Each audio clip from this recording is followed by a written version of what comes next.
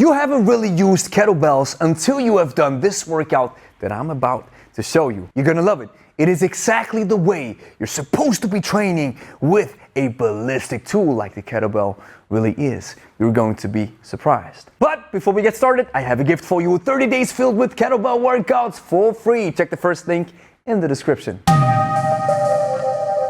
Greetings, Mitran. Gregory from Lebe here. The workout that I'm going to show you is a Lebe classic. Maybe you've asked yourself the question, what's the difference between a barbell, dumbbell, or kettlebell? Well, when it comes to the kettlebell, you can do ballistic exercises with a lot of momentum. So here's the challenge. Here's the workout. It includes 3 exercises. Exercise number 1 is the hand-to-hand swing. You stand approximately half a meter in front of your kettlebell. You have a shoulder width stance. You hinge to grab the kettlebell with your fingers. Now you pull the kettlebell between your hips and extend. You push your hips forward. You hip thrust the weight up with your hips. You breathe out as you are on top. You breathe in through your nose as you land between the legs.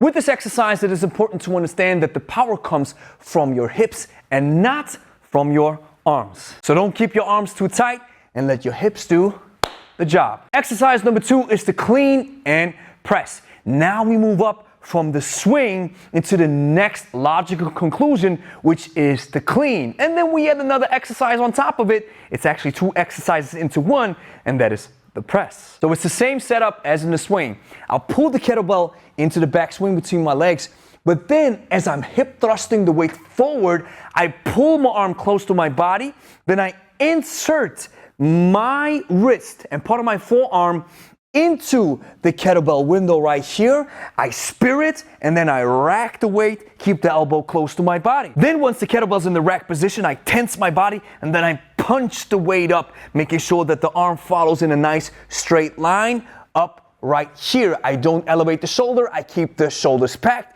and my biceps almost makes contact with my ear and my elbows fully extended.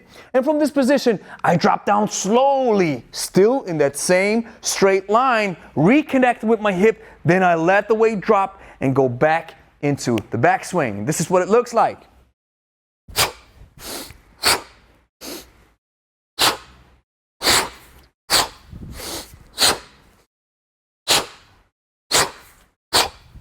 The final exercise is the snatch. Now, the clean was the logical conclusion from the swing, and the snatch is the logical conclusion from the clean. So now we transport the kettlebell in a smooth trajectory up into the top fixation overhead.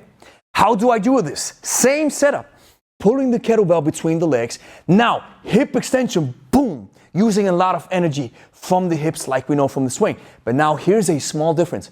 I'm leaning back a little bit because as the kettlebells travel forward, I want to make sure that I bring the weight that is out here a little bit closer to my center of mass. So I pull it back a little bit, lean back. Now the kettlebell keeps traveling, and as soon as it's up here approximately on shoulder level, I do the hand insertion again, where I insert my full wrist and part of my forearm inside the window of the kettlebell. And then once it lands in the top fixation, I have to use braking mechanics, not break dancing, braking as in a car.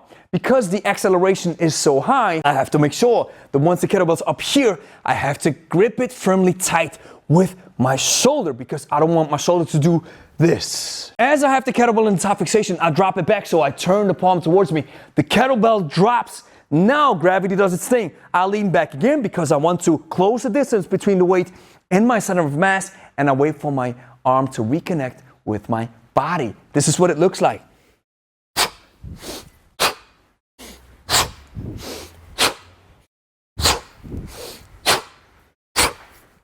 So these are the 3 powerful exercises. It takes quite some time to learn it. If you are just starting out, just get started with the swing. This is the first thing that you have to understand. Once you start to understand the swing, jump into the clean. The second thing that you want to understand. Once you have the swing down pat, you can do some presses that you understand what your shoulder has to do. And once you got all these exercises down pat, you can start with the snatch.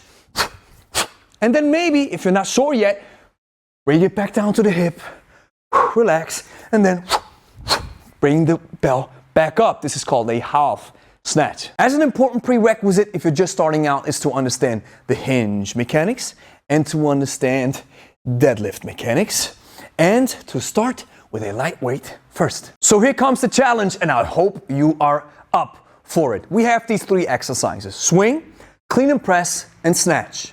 You do all 3 exercises for 2 minutes each. That's a total volume of 6 minutes. Now with the hand-to-hand swing, you do 2 minutes. Switching sides, always at the top. Once you jump into the clean and press, you do 1 minute with the left side and then 1 minute with the right side.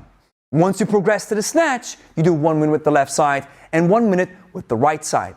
The idea is to do it unbroken. This means consecutively, back to back, with no rest in between. Here's the idea and here's the challenge.